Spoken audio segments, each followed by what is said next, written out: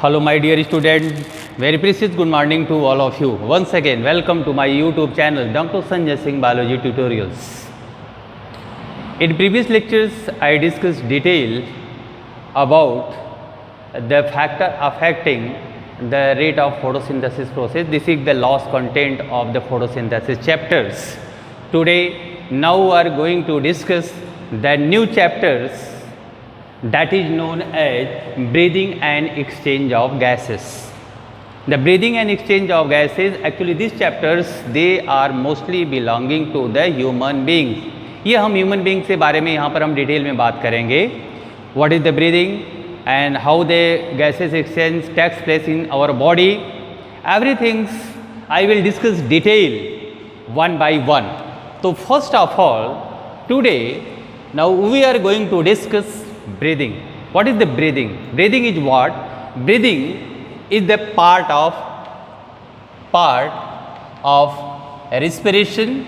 ये respiration का एक part है, and the part of respiration that is known as external respiration. That is known as external respiration.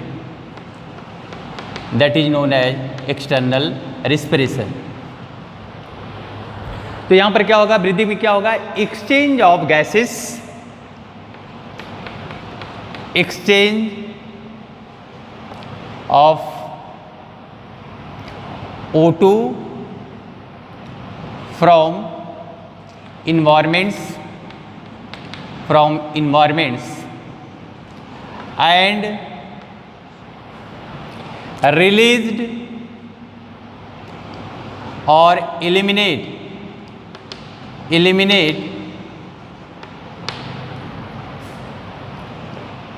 carbon dioxide from the cell is known as breathing.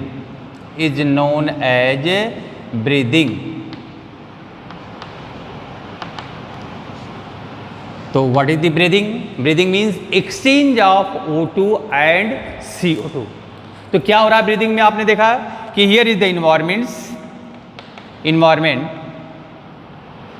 And here is the lungs. यहाँ पर आप देखो, from environment oxygen taken होता है from environments and carbon dioxides release from here to the environment, and this process is known as breathing. इसी को हम क्या बोल रहे हैं, ब्रीदिंग बोल रहे हैं. तो lung is what? Lung is the very important organ, important organs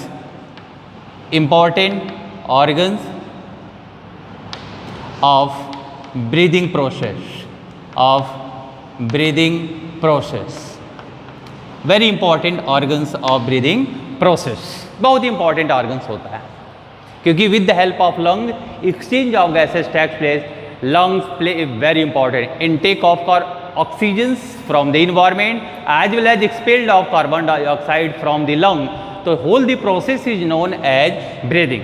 Actually the breathing completed in two steps.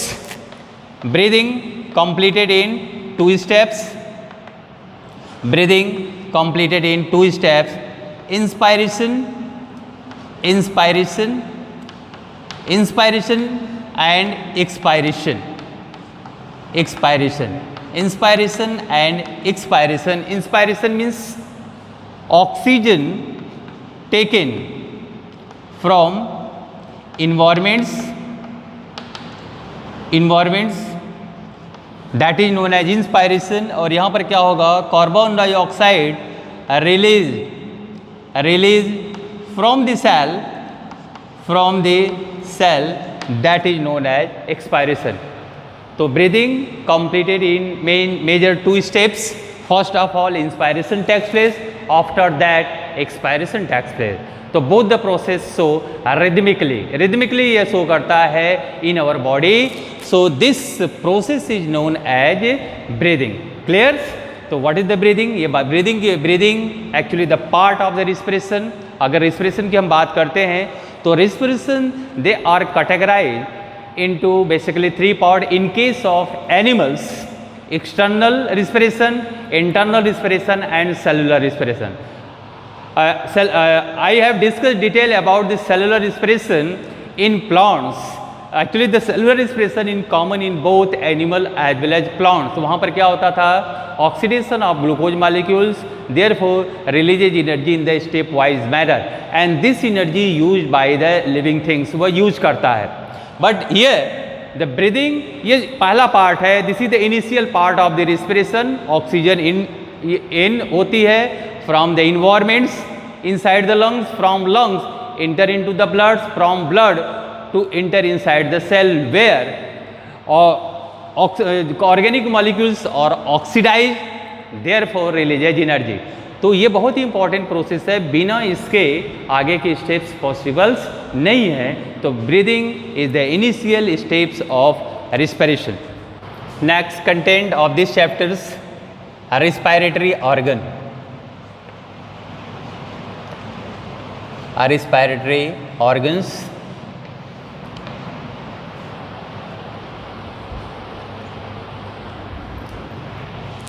Mechanism of breathing, mechanisms of breathing, mechanism of breathing varies among the different group of animals, different groups of animals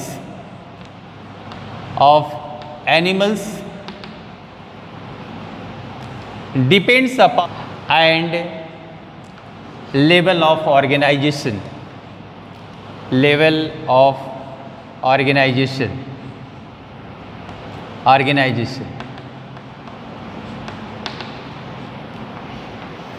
level of organization. It means various type of respiratory organs found in the living things and play a very important role for breathing process. मैंने यहाँ पर दिखा mechanism of breathing varies among the different group of the animals depends upon the habitat and level of organization. Level of body that is known as body organization. अगर वो less complex होगा तो वहाँ पर ब्रीदिंग कैसे होगी, high complex है तो वहाँ पर ब्रीदिंग प्रोसेस कैसे हो रहा है. And habitat where are found, either they are found on lands, are found in waters, are found in airs. तो which type of breathing takes place in different group of organisms. One by one हम लोग detail में discuss करते हैं. Lower invertebrates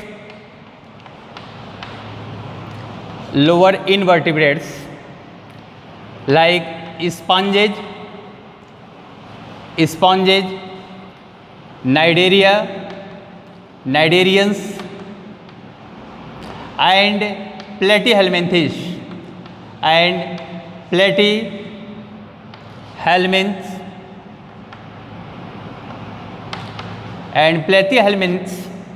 इसमें जो होगा exchange of gases, exchange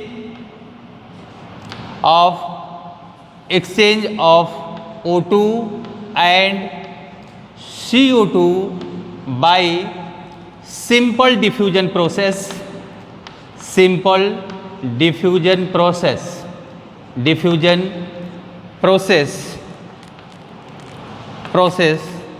throughout body. Lower invertebrates, sponges, cnidarians and platyhelminthes not a well organized animals. It is less developed animal in comparison to the और से अदर की हम बात करेंगे तो वो लेस डेवलप्ड होते हैं. Level of organisation is less complex होती है. In this group of the animals no any respiratory organs are present inside the body. वहाँ पर कोई भी रेस्पिरेटरी सिस्टम्स और ऑर्गन्स आर एब्सेंट.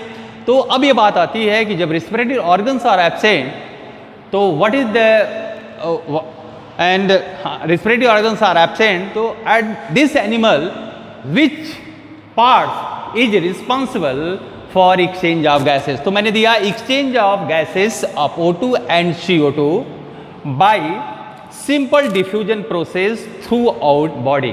पूरी बॉडी जो होती है वह responsible for breathing process by simple diffusion. What is the simple diffusion? Any gases or molecules, they can move from higher concentration to lower concentration gradient, and this process is known as simple diffusion. In case of earthworm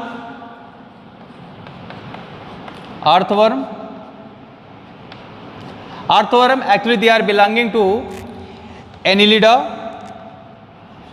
ये Annelida के animals होता है. In case of the earthworm, exchange of gases by cuticle,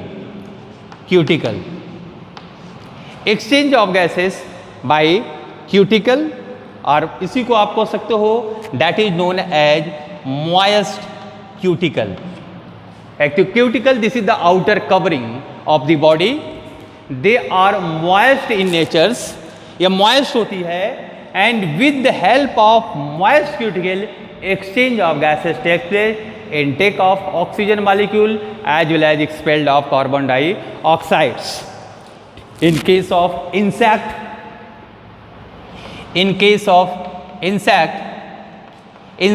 they are belonging to arthropoda.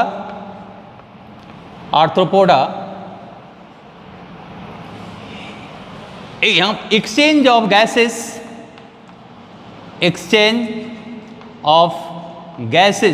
that is known as oxygen and carbon dioxide by tracheal system,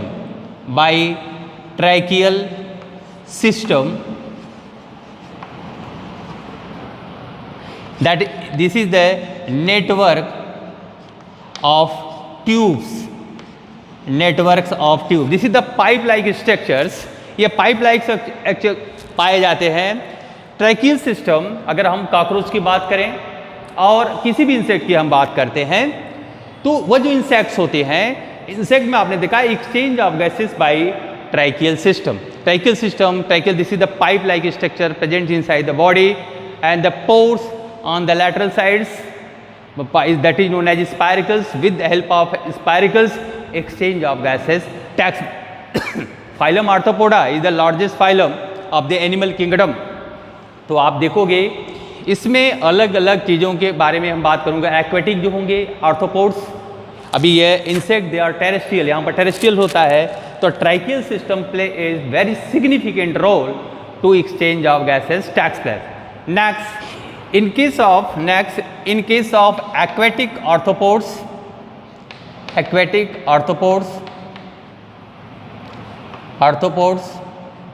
mollusk,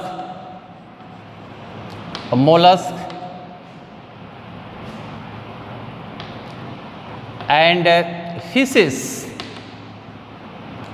exchange of gases takes place with the help of gills. So gills play a very important role for exchange of gases takes place. O2 exchange of gases takes place. Exchange of O2 and CO2. O2 and CO2. Amphibians,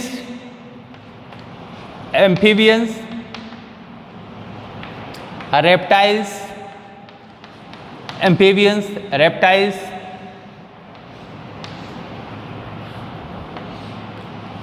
birds and mammals. Breathing process takes place with the help of lungs. Lungs play a very important role. Exchange of gases takes place. Exchange of O2 and CO2. But in case of larval amphibians,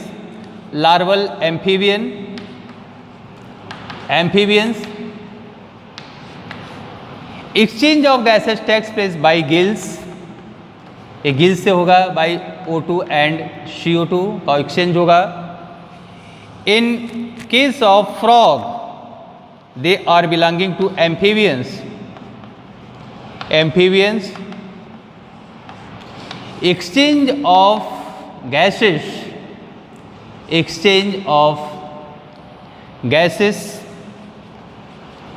gases by moist skin, also play a very significant role for exchange of gases, और mostly 90% carbon dioxides eliminated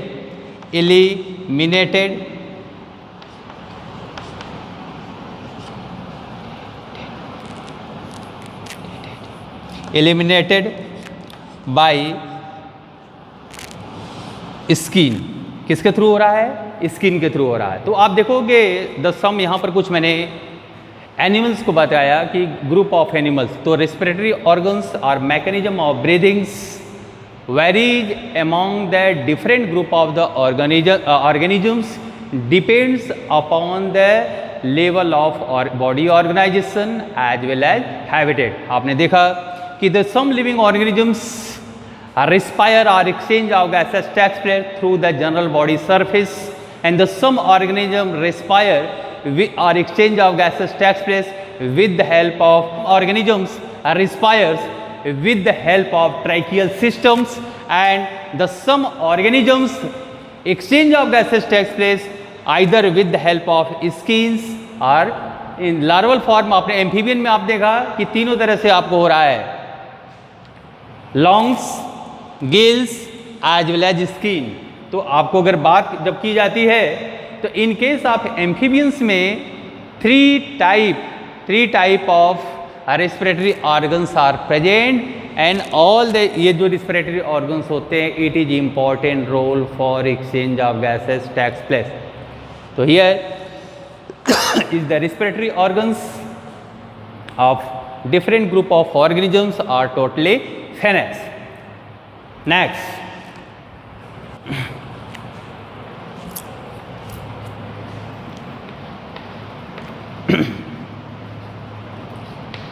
regulation of respiration,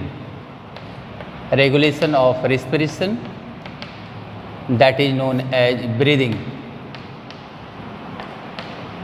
regulation of breathing,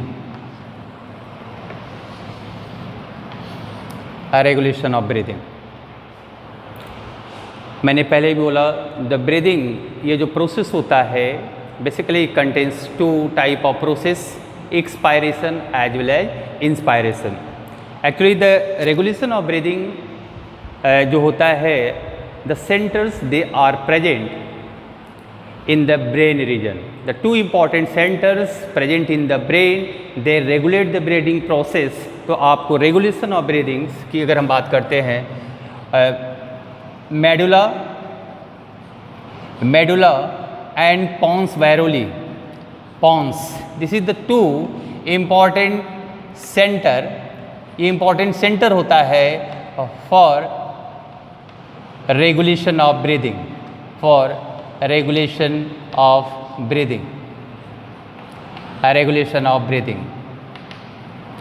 actually pons and medulla both, ये जो दोनों होते हैं both, this is the part of hind brain. अगर हमारे brain की जब बात होती है तो brain they are divided into three parts, fore brain, mid brain and hind brain. तो medulla and pons both are belonging to hind brain, ये हाइंड ब्रेन पे होता है। तो अभी कौन कौन से ये देखा गया है कि medulla and pons having a centre for regulatory centres are present in there. तो द फर्स्ट सेंटर्स हम बात करेंगे, the first is respiratory rhythm centre, respiratory rhythm center, respiratory rhythm centers, they are located in the medulla regions। ये कहाँ पर होती है? Medulla regions में होती है, और it is important role to maintain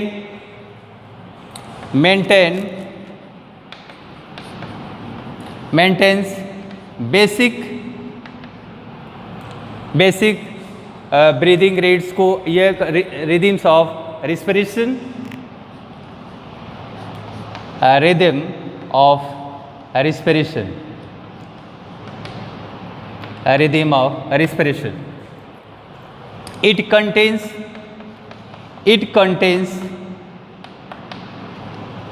dorsal respiratory groups of neurons, dorsal respiratory groups of neurons that is known as inspiration,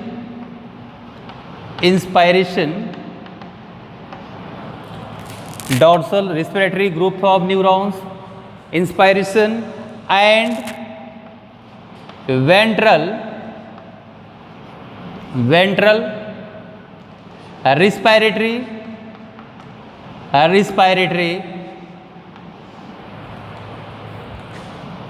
group of neurons that is known as expiration, means this respiratory rhythm centers having two important, आप देख सकते हो, group of neurons are present, one present in the dorsal side, another present in the ventral side. The dorsal side is responsible for inspiration of the breathing, and the ventral respiratory group of neurons is responsible for expiration of the breathing. तो what is the mechanisms, क्या होता है rhythmic जो आपको maintain basic rhythms of the respiration को जो maintain किया रहता है, तो कैसे करता, व्हाट इज द मैकेनिज्म. तो मैकेनिज्म की जब बात आती है तो इस पर हम बात करेंगे. मैकेनिज्म्स की बात हो रही है. Mechanisms,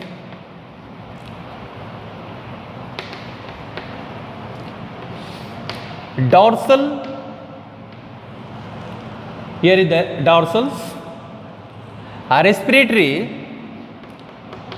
dorsal respiratory neurons send impulses to diaphragm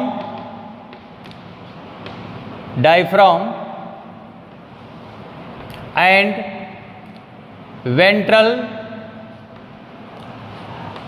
respiratory neurons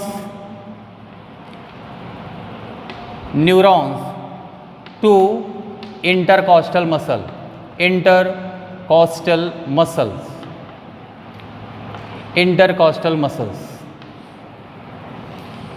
मतलब dorsal respiratory neurons send impulse to diaphragm, वो diaphragm से यहाँ पर होते हैं, और from diaphragm and ventral respiratory को देगा to intercostal muscles. The intercostal muscles they are present between the ribs, वहाँ तक वो सिग्नल पहुँचेगा. After that inspiratory neurons, जो inspiratory neurons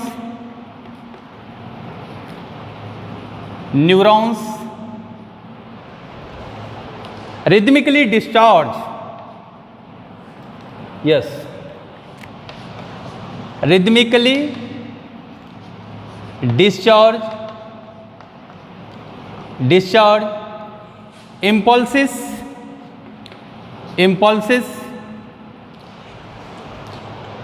for about 2 seconds.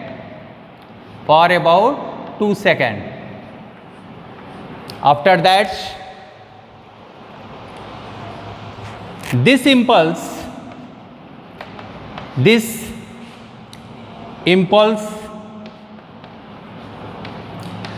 bring to inspiration. This impulse bring to inspiration, इसके कारण से होता. After that, उसके बाद एक्सपायरेशन की बात आती है. This is followed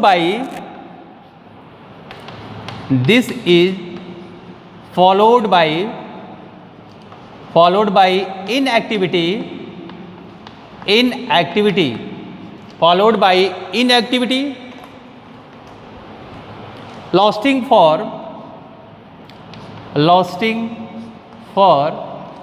about 3 seconds,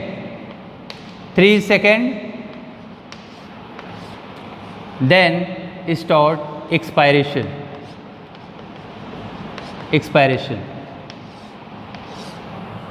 inactivity means relaxation की बात है, एक्सपायरेशन की बात आ रही है। तो आप ये देखो ये कितना टाइम ले रहा है, 3 सेकेंड्स। एक्सपायरेशन, इंस्पायरेशन कितना ले रहा है, 2 second. Means one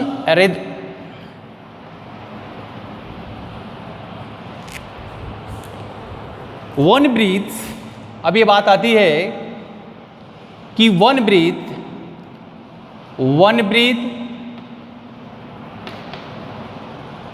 has taken time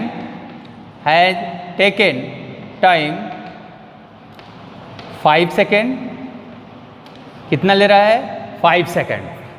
the one breath has taken time, total कितना रहा, 5 second. Because 2 + 3, the 2 seconds used in inspiration process and 3 seconds used in expiration process.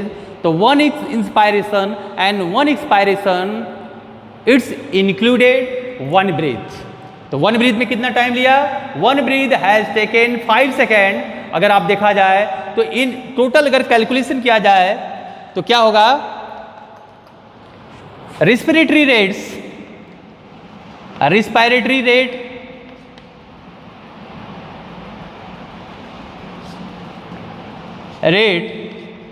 12 breathe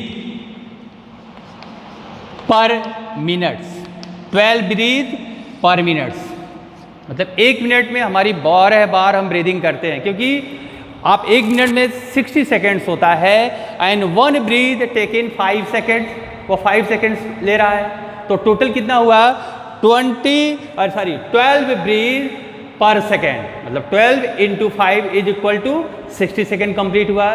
तो in normal human beings, अगर कोई normal human beings होता है तो ये देखा गया है कि per minutes breathing rates is what, 12 breath per minute. 12 to 50, this is the normal range of the breathing rates of the human beings and this centres are present in the medulla region. So respiratory rhythm centers, they are located on the medulla regions. It maintain basic rhythms of the respiration. This is the very important thing. It contains 2 group of neuron. One group they are present on the dorsal sides, another group they are present on the ventral side. So dorsal side it is responsible for inspiration and ventral side is responsible for expiration. What is the mechanism of inspiration as well as expiration? Means first of all, dorsal respiratory group of neurons send impulses to diaphragm and ventral respiratory neurons to intercostal muscle तक पहुंच जाता। After that क्या होगा, intercostal muscles contract, inspiration takes place, inspiration होगा and this process taken 2 seconds.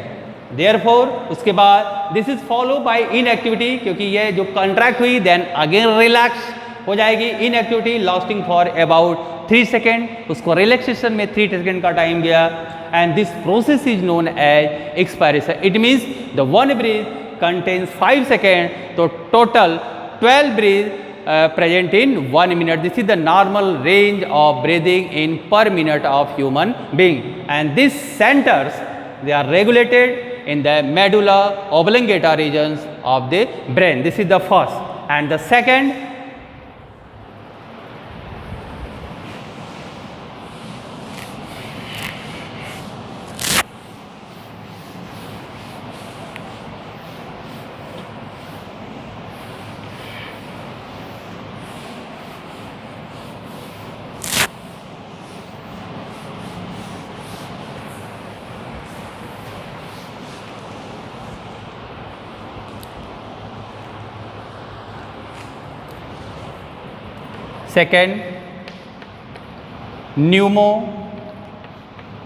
pneumotoxic center and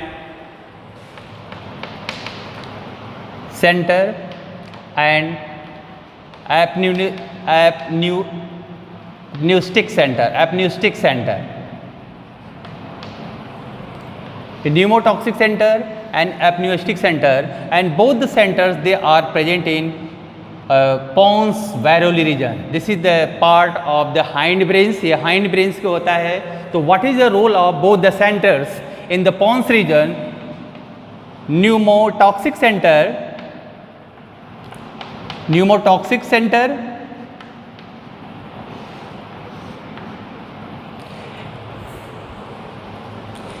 inhibit inspiratory neurons, inhibit inspiratory neurons को inhibit कर देता है. therefore क्या होगा? and facilitates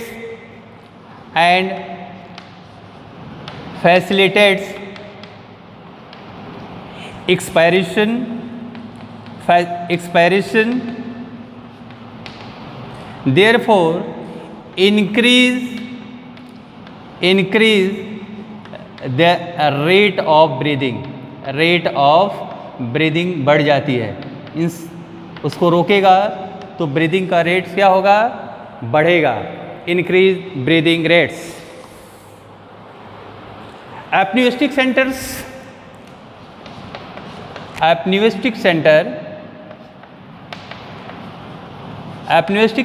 are also located in the pons regions.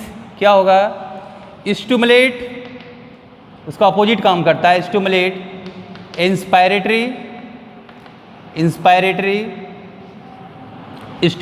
inspiratory neurons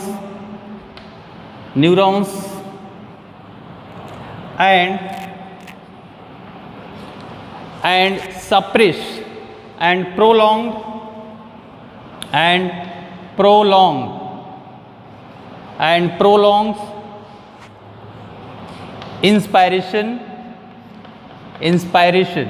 prolonged inspirations, therefore decrease the rate of breathing,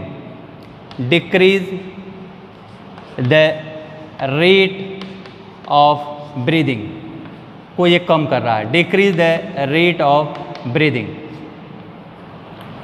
This is the very important centers. They are located on the pons regions of the brains, of the hind brains, pneumotoxic center and apneustic center. The pneumotoxic center inhibit the inspiratory neurons and facilitates, किसको expiration को facilitate कर रहा है. therefore increase the rate of breathing बढ़ जाती है. and the apneustic center just opposite to the pneumotoxic center stimulate inspiratory neurons and prolonged inspiration, therefore decrease the rate of breathing process. If pneumotoxic centers, next point, if pneumotoxic center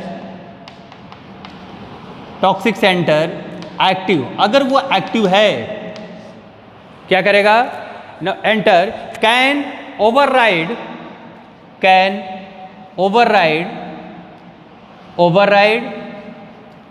किसको override करेगा? apneustic centre, उसकी activity को समाप्त कर देगा. apneustic centre जब इसके पूरे एक्शन को क्या करेगा? वह इनहिबिट कर देगा. किस कंडीशन में इनहिबिट करेगा? इस कंडीशन में इनहिबिट करेगा अगर ये एक्टिव है. तो इस चीज़ को भी ध्यान देना. This is the second centres are also present in the brain regions. It क्या करता है? इंक्रीज और डिक्रीज द ब्रीदिंग प्रोसेस को बढ़ा देता है. And pneumotoxic center it is responsible to increase the breathing rates and apneustic center is responsible for decreasing the breathing rate. And the last is the chemoreceptors. The third, chemoreceptors. And these receptors located near rhythm center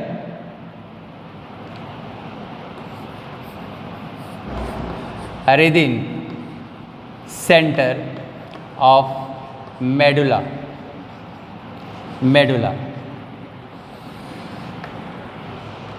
center of medulla.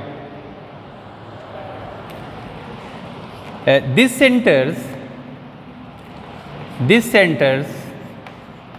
are highly sensitive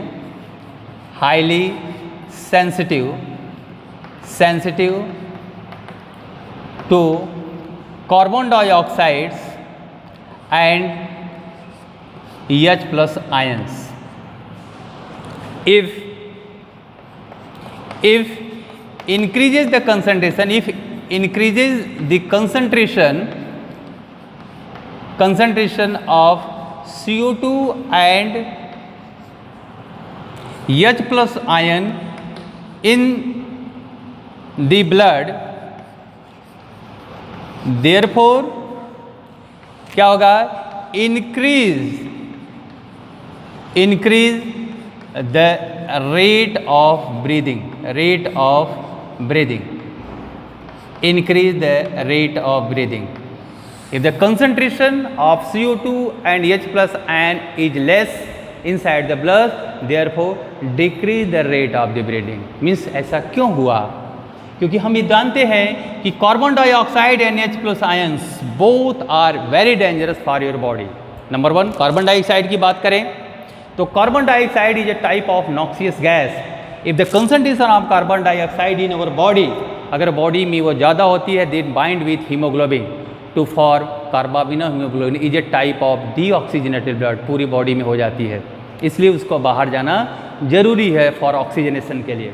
as well as H plus ions जो होते हैं, ये क्या करता है, ये decrease the pH level inside the cell को कम कर सकता है.